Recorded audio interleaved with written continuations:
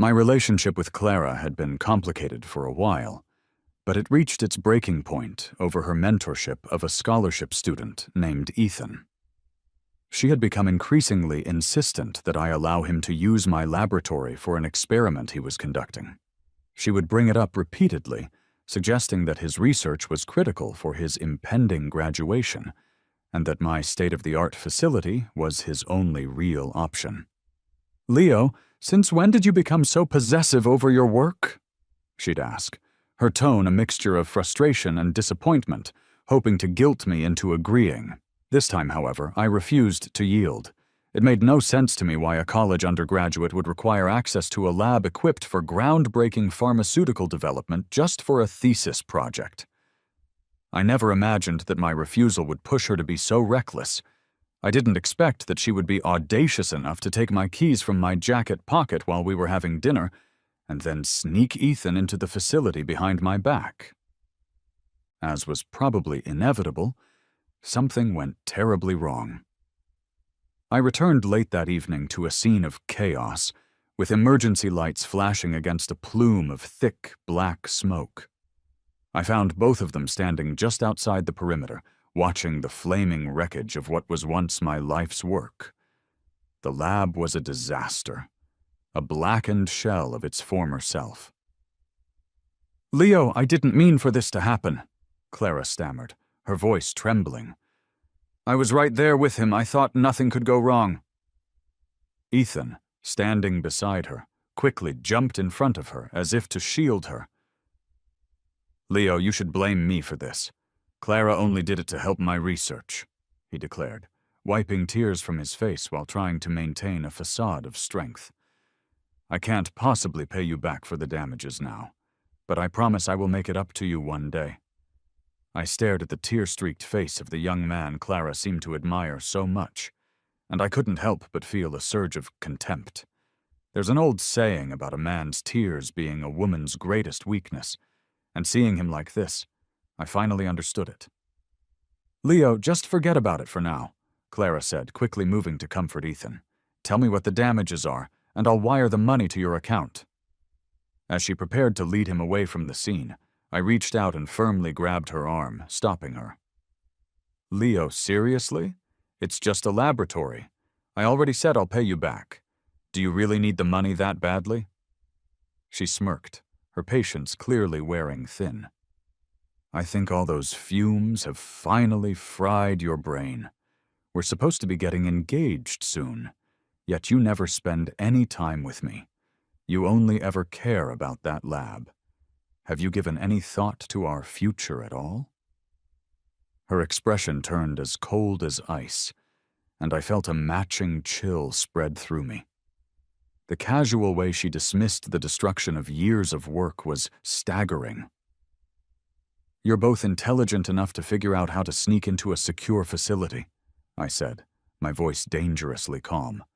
"But you seem to lack the basic sense of responsibility that should come with it." I pulled out my phone, my movements deliberate. First, I dialed the fire department. Then I called the police. "Neither of you is going anywhere tonight."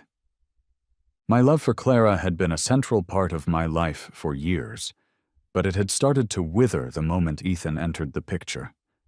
Ever since he arrived, she had been acting erratically, justifying her behavior as a youthful indulgence and complaining that we had lost our common ground. She called me old-fashioned and out of touch. At nearly 28 years old, she was far too old for such reckless immaturity. The deep ties between our families were the only reason I had postponed ending our relationship, but this incident was the final straw. "Leo, as my boyfriend, can't you just handle this quietly?" Clara scoffed, her disbelief turning to anger. "You're actually calling the cops? Do you want to see me arrested?" She threatened to call my parents, assuming they would take her side as they always had. "That might have worked before," I said coldly, "but not anymore. We're done." The smirk vanished from her face, replaced by shock. "Do you have any idea what you're saying? We grew up together, Leo. Our families are practically one. We've spent every single New Year's Eve together for as long as I can remember. And now you want to break up over this? Let's see if your parents or my mother agree with that decision. Clara's father had passed away in a car accident when she was young, and my parents had stepped in to help her family get back on their feet. Because of this history, both of our families were deeply invested in the idea of us getting engaged. "You've completely lost your mind over a stupid lab," she said, rolling her eyes in disgust. Ethan tried to de-escalate the situation. "Don't be angry, Clara. The lab must have meant a great deal to Leo. He spends more time in there than he does with you," he said, before turning his teary eyes back to me. "It's all my fault for messing up such a simple experiment. Clara was just trying to help me." He started to cry again, and the sight was almost comical. The fire department arrived swiftly and immediately got to work, their efficiency a stark contrast to the drama unfolding between us. A commanding voice cut through the noise. "Did someone call the police? Who's responsible for starting this?" I nodded and pointed directly at the duo standing beside me. "The suspects are right here. Thank you for handling the fire. Was there anything critical inside that you need to try and save?" The firefighter's professionalism was reassuring. I sighed, the weight of the loss hitting me all at once. Experimental medications for terminally ill patients. It was the only batch of its kind in existence. It's all gone now. Clara grumbled under her breath. "Can't you just make more? You're supposed to be some kind of genius, right?" The firefighter in the orange suit snapped at her, his patience gone. "Lives are at stake here. You're both adults, and you should have known better than to be so reckless." Ethan began to sob again. "Stop blaming Clara. It's all on me." The fireman scoffed at the display. "If our future was in the hands of people like you, our ancestors would be spinning in their graves." His stern gaze silenced Ethan, but Clara erupted in fury. "Which firehouse are you from? I'm going to report you for this. We are not criminals, so you can keep your opinions to yourself."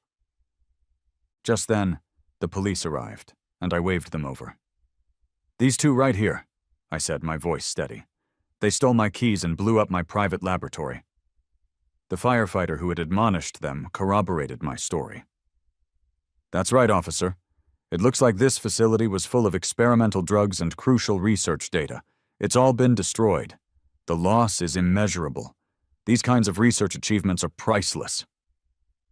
The officer listened intently, his expression growing serious as he understood the gravity of the situation.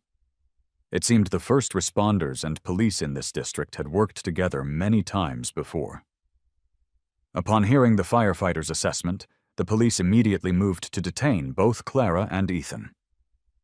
"Leo, how could you do this?" Clara cried out, struggling against the officer's grip. "What about your parents? My mother? What about our relationship?" She then turned to the officer, trying a different tactic. "Officer, this is all a huge misunderstanding. I'm his girlfriend, and he gave me the key himself. He even told me he wouldn't hold me responsible for anything that happened, and now he's going back on his word." Her blatant lies were so absurd, I couldn't help but laugh. "What relationship? The only relationship we have now is that of plaintiff and defendant. Just you wait until I sue you for damages. So many people were counting on those drugs. You've destroyed hope for countless families. Even as ghosts, they will never let you go." Clara tried to argue further, but the officer cut her off. "Whatever you have to say, you can save it for your official statement back at the station. If you're innocent, we'll deal with the person who filed a false report. But if you're guilty..." After taking photographs of the scene, the police led them away. As the primary victim, I was required to follow them to the station to give my own statement while they reviewed the surveillance footage. An officer later confirmed, "She claimed you two were dating, but based on our investigation, it's entirely up to you whether you want to settle this privately or press formal charges." After providing all the necessary information, I contacted my lawyer to begin preparing the case. "Thank you, officer. You've all worked very hard tonight," I said. "No worries," he replied. "As long as people need us, we'll be there." After a brief exchange, I called for the family driver to pick me up. As for Clara and Ethan, they would certainly be detained for the night, pending the investigation into the explosion. With all the original data destroyed, it would take at least 1.5 years to restart the research from scratch, and that was only if I could utilize my 3 years of independent work to avoid the many potential missteps and errors along the way. The next day, Clara's mother managed to bail both her daughter and Ethan out of jail. She brought them straight to my family's home, storming in with an air of righteous indignation. "Your son has completely lost his mind," she announced to my parents. "He actually called the police on our Clara. I suppose there's no need to plan for a wedding at the end of the year. They've been dating for so long, and despite Leo being busy with his experiments all the time, Clara never once complained. Now he does this to her? It's like putting a mother's heart on a grill. How can I possibly trust my daughter's future with him?" In the past, my parents would have immediately sided with her and criticized me, reminding me that as a man, I was supposed to be more accommodating to my girlfriend. However, I had already called them before she arrived and explained everything that had happened. My mother simply said, "Then don't plan the wedding." My father scratched his head and sighed deeply. Young people today value their romantic freedom. We should let them decide these things for themselves. Clara was the first to snap, her face a mask of disbelief. She had always been my parents' favorite. "Uncle, Aunt, what do you mean by that? Did Leo tell you yesterday that he wanted to break up? Did you know about this in advance? Is there someone else?" Her voice rose with each question. "We've been together for 7 years since college, and he wants to end it just like that, without any consideration for my feelings." She began to cry, dabbing at her tears dramatically. Her mother was equally furious, having come to champion her daughter's cause. "Brother, sister-in-law, there has to be some kind of explanation for this. Clara's youth is priceless, and she has grown up under your watch. If people find out she's been with Leo for 7 years only to be dumped, who will ever want her?" How an investigation into felony property destruction had morphed into a relationship dispute was beyond me. I stopped my mother before she could speak on my behalf, determined to handle this myself while remaining respectful in front of our elders. "Clara and I have been together for 7 years. That's true. But for the last 3 of those years, she's been spending most of her time with Ethan. You can check the facts for yourself. Secondly, the laboratory she destroyed was incredibly important. She isn't a child anymore, and she must take responsibility for her actions. This relationship has reached its end. Parting ways amicably is the best possible outcome for everyone involved." Clara was clearly unwilling to accept this. "Anyone else can slander me, but not you, Leo. You have no idea how much I love you. I've followed you since we were children. I even went to the same college and chose the same major as you. How can you dismiss all of my efforts with just a few words? Now, just because your lab is gone and your path to fame has been delayed, you want to kick me to the curb? I'm telling you, there is no way that's happening." Her eyes were bloodshot as she stared at me with pure anger. Unexpectedly, Ethan suddenly dropped to his knees, right in the middle of our living room. He knelt directly in front of me, despite Clara's attempts to pull him back up. "Leo, Clara supported me in my studies and my research, and I truly appreciate it. Both of you are my seniors, but I swear there is nothing going on between her and me. Only you are worthy of Clara. I take full responsibility for the lab explosion. I don't want such a small issue to affect your engagement." If Clara hadn't been holding him back, I was certain he would have performed a full kowtow. I watched his little drama unfold with cold detachment. Who did he think he was sending off with that display? Was I his elder or his ancestor? Performing such a ritual in broad daylight was terribly inauspicious. An enraged Clara slapped me hard across the face, and I didn't even try to block it. Without that slap, my parents might have softened their hearts and tried to persuade me to reconsider. My left cheek stung fiercely, but the physical pain was nothing compared to the ache in my heart. So much data, so much potential, all gone in a single, careless explosion. We had gotten together mostly because of Clara's persistence, bolstered by the matchmaking efforts from both of our parents. I had laid out my terms clearly back then. "Clara," I had told her, "I'll be busy with research constantly and won't always be there for you. You'll find it unbearable." Yet she had insisted, asking only if I had her in my heart. "If you do," she had said, "I fear nothing. Love can conquer all obstacles, Leo. I believe we'll always be together, and no one can tear us apart." Later, when she began sponsoring Ethan, she started taking him along to our meals and the rare dates we managed to have. I think she felt trapped by her own grand promises from the past. Honestly, if she had simply wanted to be with someone else, I would have wished her well. Beyond being lovers, we were also partners who had shared a long history. I genuinely wanted her to find happiness. But today's slap had shattered that thin layer of civility between us completely. Clara's mom dragged her aside, frustrated. "How could you slap Leo? What's going to happen when you two are married if this is how you treat each other?" she hissed, glancing nervously over at my parents, whose expressions had also become grim. My mother spoke, her voice measured but firm. "You suggested canceling the engagement earlier, and I think we should just go with that. If the children don't get along, there's no point in forcing them. Of course, the business collaboration between our families will continue." My mom was trying to be considerate, but Clara's mother was having none of it. "How can we still work together when your son is taking my daughter to court? If she ends up with a criminal record, how is she supposed to get married?" I replied, my voice devoid of emotion. "There's no law that requires a plaintiff to be responsible for a defendant's future, is there?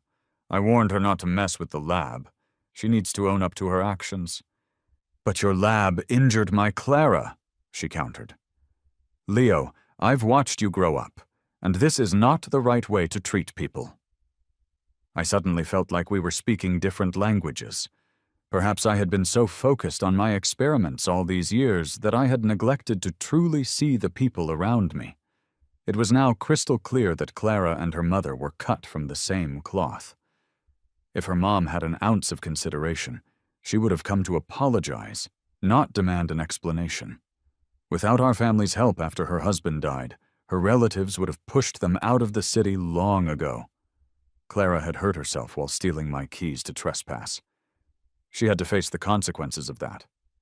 What responsibility did I have in the matter? Clara's mom pressed on, confident in her position. "You're her boyfriend. You can't deny that." Clara nodded in agreement. "But as my girlfriend," I countered, turning their logic back on them. "She snuck another man into my lab and caused a catastrophic event. Is that what being a girlfriend is about? Is that how someone behaves in a relationship?" Clara became incensed. "What do you mean by another man, Leo? You're spreading lies about me, and I could sue you for slander." I calmly explained. "But you did sneak another man into my lab. That is a fact, and the police have a record of it. Didn't you study humanities? Any man who is not me is, by definition, another man, correct?" I emphasized the last two words. "Ethan is a student I sponsor. Aren't you just picking on him because he's from a poor background?" she insisted. "Strictly speaking," I continued, "sponsoring someone means offering financial aid. Your support seems to be quite comprehensive, covering his food, clothing, housing, and transportation. Even when we have dinner, you bring him along. Were you planning to have him move in with us after we got married, Clara? I never expected you to be so capable of fooling yourself." I laughed and shook my head in disbelief. "Leo," Clara's mom interjected. "Clara said he's just a student she sponsors. The kid even got on his knees and apologized. They're being sincere, so don't blow things out of proportion.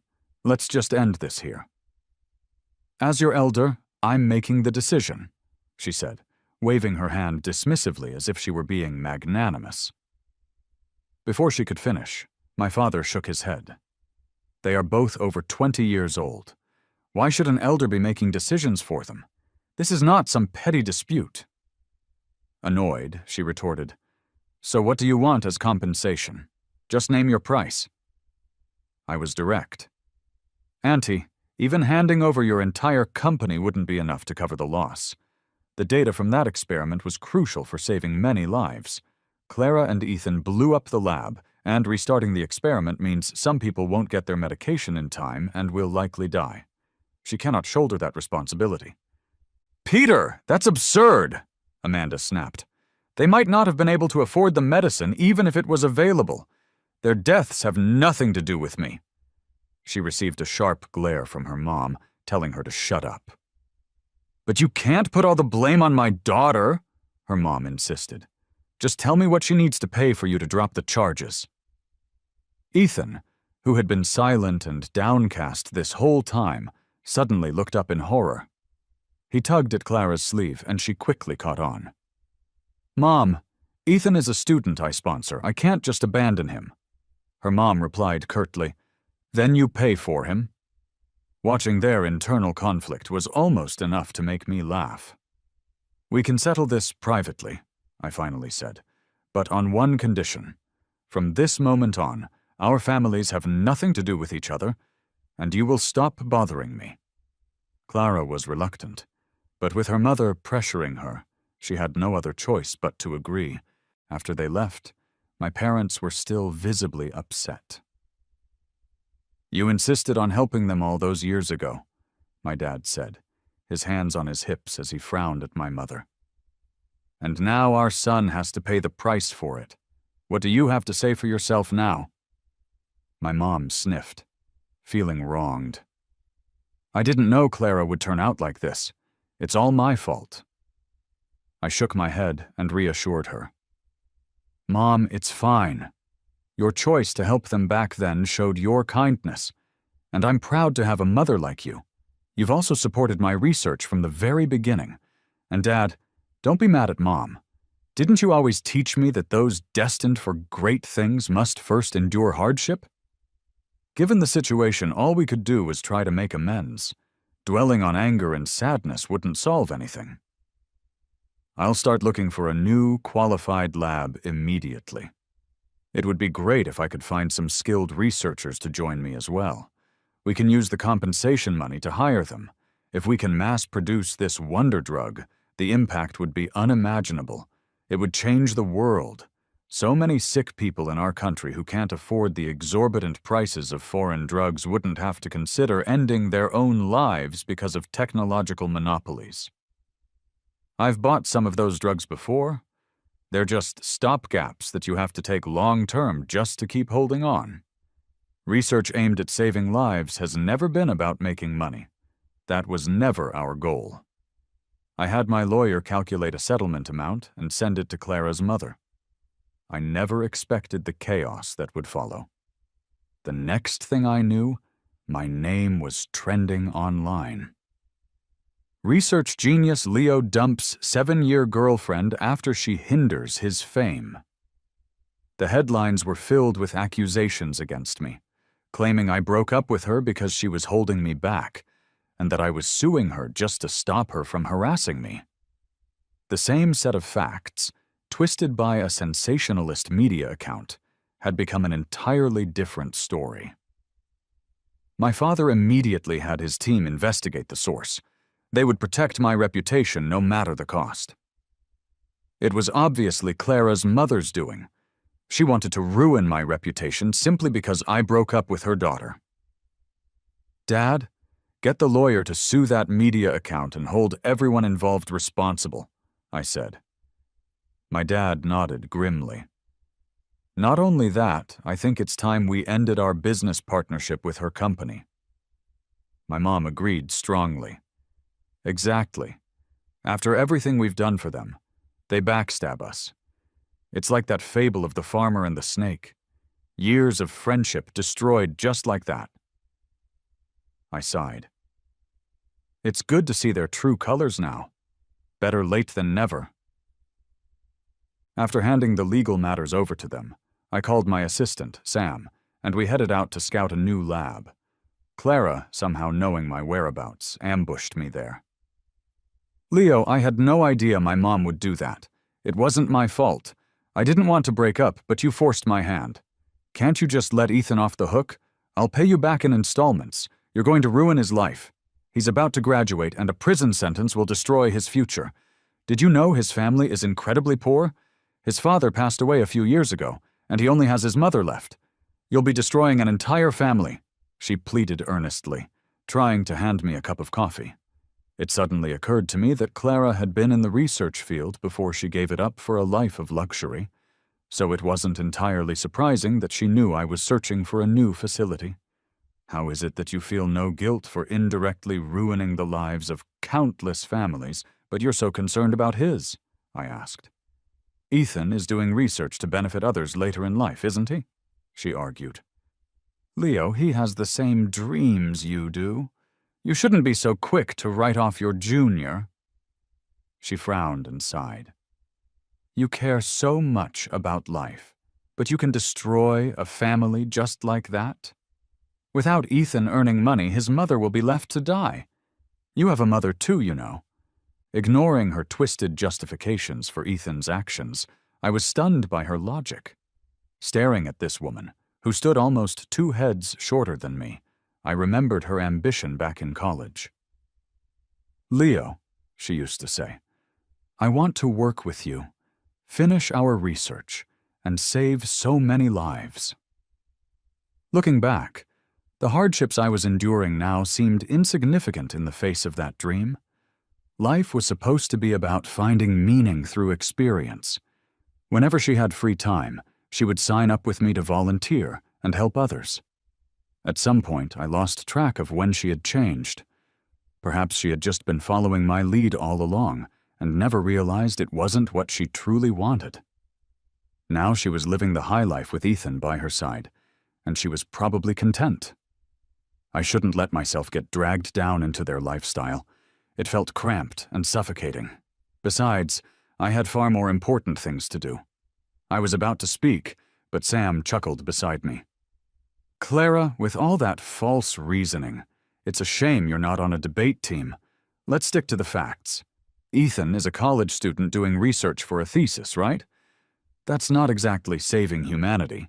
Instead, his selfish actions destroyed Leo's years of dedicated research.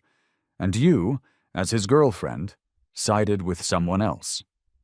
Leo is absolutely right to break up with you." Clara glared at him. "Is it your place to interject while we're talking? You're not involved in this, so what do you know?"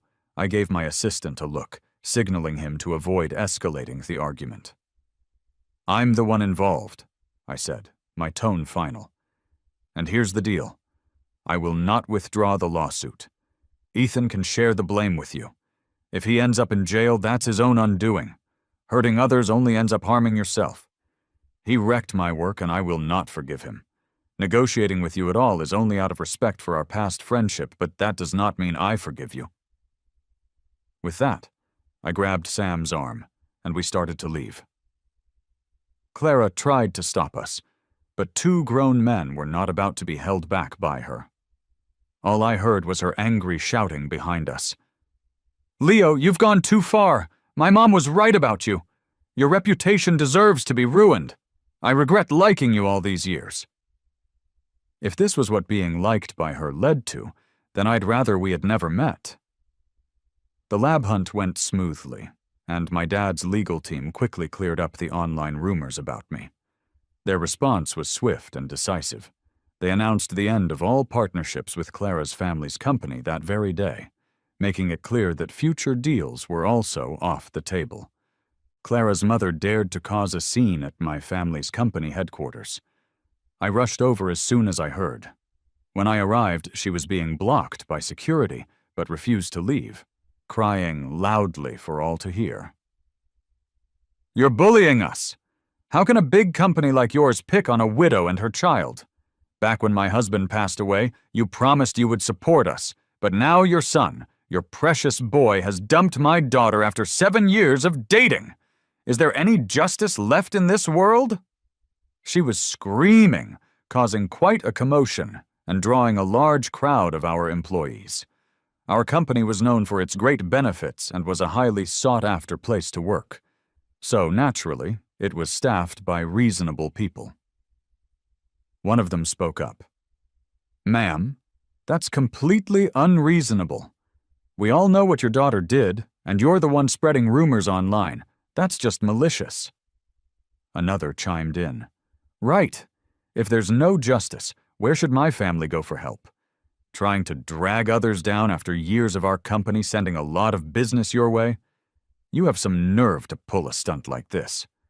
Are you insane?" "Security," another employee called out. "You're doing a great job. Please escort her out before she upsets our chairman's wife." Seeing that no one was on her side, Clara's mother feigned unconsciousness, clearly trying to stir up public sympathy. If she fainted inside our company building, it would be difficult to explain. But she underestimated today's youth. They had brains, and besides, there were plenty of witnesses and surveillance cameras. An ambulance quickly arrived and took her away. Out of a lingering sense of compassion, I contacted Clara and told her to pay the hospital bills. Who would have thought she would show up to hold me accountable for it? "Leo, are you even human?" she demanded. "How could you upset an elder who watched you grow up until she fainted? This is definitely your family's fault, and I'm going to get to the bottom of it." She glared at me with pure hatred in her eyes. I just nodded. "Do you own the police station now? How can you convict someone without a crime? You must think you're above the law. Clara, have things been too easy for you your whole life? Do you not realize your own limitations? We are handling this diplomatically, but if you're unwilling to cooperate, then let's forget about any reconciliation. You can go reflect on your actions in jail." Clara was too angry to respond and stormed off in embarrassment. I thought she would finally calm down, but she showed up the next day with Ethan to confront me again. After Sam and I finished inspecting a potential new lab, we headed out, only to find 2 figures blocking our path. Ethan immediately dropped to his knees in front of me, while Clara stood to the side, recording the whole thing on her phone. "Leo, please show some mercy," Ethan begged. "My mom is bedridden and can't take care of herself. I can't lose my only family." Clara watched. Her eyes filled with tears, while simultaneously threatening me. "Leo, if you insist on not reconciling, I'll have no choice but to expose everything you've done. You better think this through. Isn't your heart moved at all by his pitiful situation? I do have compassion, but I'm not a saint. Are you trying to elevate me to sainthood? If your actions lead to a public backlash against me, I will continue the lawsuit. It's just a bit of money. Do I look like I'm short on cash?" Clara scoffed indifferently. I pointed her out to Ethan. "You hear that? Your dear Clara has plenty of money. If it wasn't for her stealing the key to let you in, you wouldn't be facing a lawsuit and jail time. She should be the one helping you, not me. After all, we're not family. And since you had a relationship with my girlfriend, albeit now my ex-girlfriend, asking me for help is pointless. Have the woman spend some money and settle it. A man's dignity is priceless. Don't kneel so casually," I chuckled dismissively. Ethan's gaze immediately turned to Clara, leaving her flustered. She urgently explained, "Ethan, Leo is asking for $5 million. Our family is wealthy, but cash is tight right now. My mom won't give me any more money. And even if I sell all my designer bags and jewelry, it still won't be enough. You have to understand my situation." Ethan nodded tearfully. Taking advantage of the moment, my assistant and I quickly got into our car and left. If Ethan were truly as harmless as he pretended to be, I wouldn't have uttered those words. Clara's karma, it seemed, was probably Ethan himself. A leech she had failed to recognize. Upon investigation, I discovered that Ethan's father had died in an accident, with the insurance payout going directly to him, netting him over $1 million.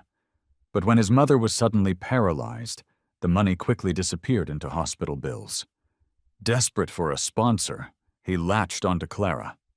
Conveniently, his father's accident had occurred just 1 month after purchasing the life insurance policy. I didn't buy it for a second. I decided to take a gamble. With the trial approaching, Ethan was becoming unsettled. One day, Clara's house was robbed, with many valuable antiques and pieces of jewelry missing. Yet, strangely, Clara chose not to call the police. As I expected, Ethan somehow pulled together the $5 million and sought me out to reconcile. Clara accompanied him. "You've got the money now. Sign the settlement," Ethan demanded, no longer timid. Clara looked uneasy. "Ethan, no matter how you got the money, I hope you'll study hard in the future." "Of course, Clara. You're the best person I've ever met," David said without an ounce of guilt. Feigning curiosity, I chuckled.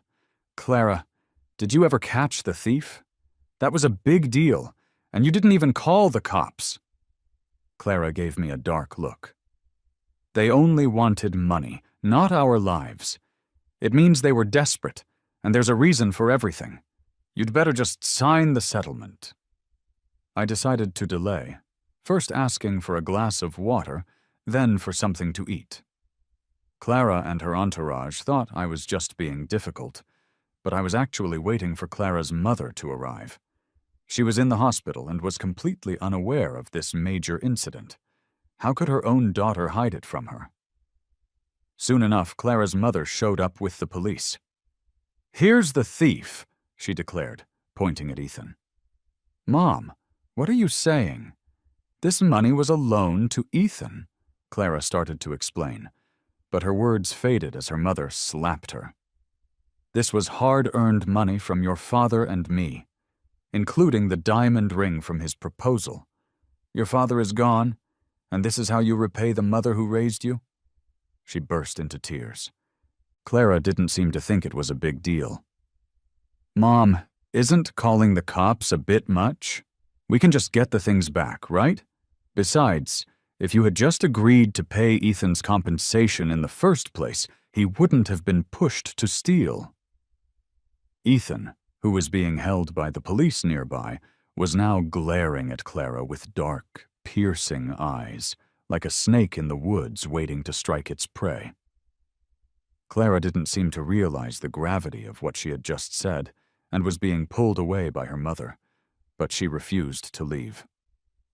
"Officer, it's all a misunderstanding. We're not pressing charges. The stuff wasn't stolen. I gave it to him." Her mother was beyond frustrated, hitting Clara repeatedly. Amanda was getting worked up too. "Mom, don't you know how tough things are for Ethan's family? If we act like this, how are we any better than Leo's family? We can't kick people when they're down." This time Clara's mom didn't faint. She pulled Clara away while telling the police to take Ethan into custody. "How did I end up with such a foolish daughter? You're jeopardizing your entire future for some kid from the slums. How can he possibly compare to Leo? You're coming home with me right now. No more embarrassing yourself." The other patrons in the cafe were all watching the scene unfold. I was watching too. Clara was hoping I'd back up her story that she had given the items to him willingly, but I pretended not to hear. Her mother took my settlement card with a look of deep shame. "Leo, I'm so sorry. Thank goodness you called me in advance, or Clara would have made a huge mistake today." I smirked. "So ruining a lab's research isn't a big mistake, but losing a few million in valuables is—" I started to leave, but she stopped me. "Leo, you see, Clara was just misled. You've known each other for years. You can't just throw all that away, can you?" she pleaded. But Clara interrupted. "Mom, I will never reconcile with Leo. I can't stand the way he operates." Her stubbornness nearly made her mother faint again. Once they left, I drove home, planning to move into the new lab full-time to speed up my research. Little did I know my mom still had matchmaking on her mind. As soon as I tried to refuse, she cut me off. Son, just trust me on this one. The girl this time is a doctor. You two will definitely have things to talk about. Just meet her once. If it doesn't work out, that's okay. I couldn't stand to see her so hopeful, so I agreed to meet the woman just to get it over with. It turned out, she felt the exact same way. We exchanged contact information, agreed on a cover story for our parents, and went our separate ways. I moved into the lab and immersed myself in my work. Nearly a month later, when I finally emerged, I was hit with some shocking news. Ethan had gone online and accused Clara of giving him the money, but then driving him and his mother to despair, inciting the internet to turn on her. Before that, Clara had successfully threatened her mother into not pressing charges against him. His betrayal left Clara completely devastated. I learned all of this from my mother. On top of it all, Clara had been diagnosed with a rare illness. Her mom was spending a fortune on a special drug just to keep her alive. While I was having a meal at home one evening, Clara's mother showed up with Clara, seeking my help. She looked much older than the last time I had seen her, with streaks of gray in her hair. "Leo, aren't you researching special drugs?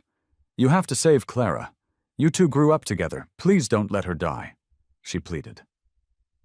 Clara, with her hair shaved for treatment, wore an awkward wig and heavy makeup that didn't match her youthful features. "Leo, I don't want to die. I'm still so young. You're doing this research to help people. You'll save me, right?" Her eyes were red as she looked at me pitifully. Her mother, filled with despair, cried out to my parents, "Brother, sister, please help me persuade Leo. She's my only daughter. I can't bear to watch her go so early." It was a reminder of countless days past, of how many people have begged doctors and prayed to gods just to survive or to keep their loved ones alive. Many lives could have been saved, but her mistakes led to these consequences. Now, she had to face them. My ties with her were already severed, along with our family's connections. Your actions, dear aunt, ended any further contact between us. If the drug is successfully developed, it will be mass-produced for the public. Now, please go. I asked the butler to see them out. My parents watched from the side, their expressions indifferent. After they left, the house became much quieter. My mom sighed deeply. "That kid is really pitiful. So young, lost her father, and now she's so seriously ill." "You're too soft-hearted," my dad said with no expression, letting out a cold snort. "Pitiful people often have something hateful about them. Just remember they almost ruined our son." "I know that. Can't I just express some sympathy? You act like you know everything," my mom replied, and they started bickering back and forth. Middle-aged couples, living like this, kept things from getting lonely. It was an ordinary happiness that many families couldn't have.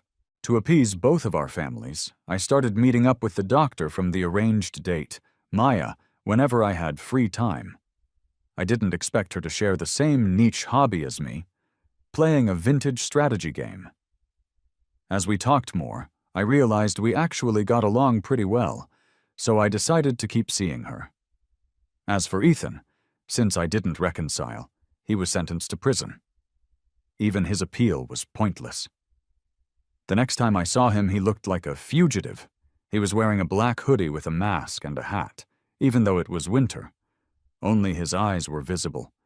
He was holding a small knife, his hand trembling non-stop, though I couldn't tell if it was from the cold or from fear. My new girlfriend, Maya, happened to be with me. "Leo," he hissed, "if you don't drop the charges and insist on ruining me, we'll die together. Is she your new girlfriend? Clara was a fool. She could have had so many more resources with you and helped me rise. I urged her to get back with you, but she refused. Now she's paying the price. Now say into this recording that you're dropping the charges and won't hold me accountable." Ethan waved the knife with a malevolent grin. I subtly slid my hand into my pocket, found the record button on my phone out of habit, and switched it on. You should go first, I told Maya, but before I could finish my sentence, she charged forward with a spinning kick. She sent the knife flying through the air and had him pinned to the ground in an instant. She smiled sheepishly at me. Being a doctor comes with its risks, so my dad had me learn karate. Don't worry, I'll protect you. It was clear in that moment that I was the weak one in the relationship. Okay, I said, a bit flushed. Wait a second, I'll call the cops. I pulled out my phone, the entire conversation safely recorded. It turned out my girlfriend was secretly a badass, just like in the comics, surprisingly innocent and adorable too. Ethan was now facing multiple charges, and this time he was going to be locked up for a very long time. I took the recording of his words to Clara and let her listen. She laughed and cried at the same time, but it was too late for regrets. She had finally come to her senses and was cooperating with her treatment in the hospital, waiting for a miracle drug to save her. Lucky for her, my new team was full of top minds, and with their help, we managed to redevelop the drug in just over a year. Clara's mother, who once looked down on the poor, had gotten involved in charity work, hoping to do some good for her daughter's sake. When she learned about the drug's success, she was eager to invest in its large-scale production. But Clara didn't make it through the winter. She took her own life. Had she just waited a little bit longer, she could have heard the good news from her mom. In the end, the older generation buried the young. Another year passed. I married Maya, and she gave birth to a lovely daughter. I want our baby to learn piano and dance. She'll definitely inherit your great features, with that high nose and big eyes, my wife said, holding our baby and dreaming about her future. What do you think, honey? She asked me. I thought for a moment and said, she should also learn karate. After all, it was how her mom won her dad's heart all those years ago.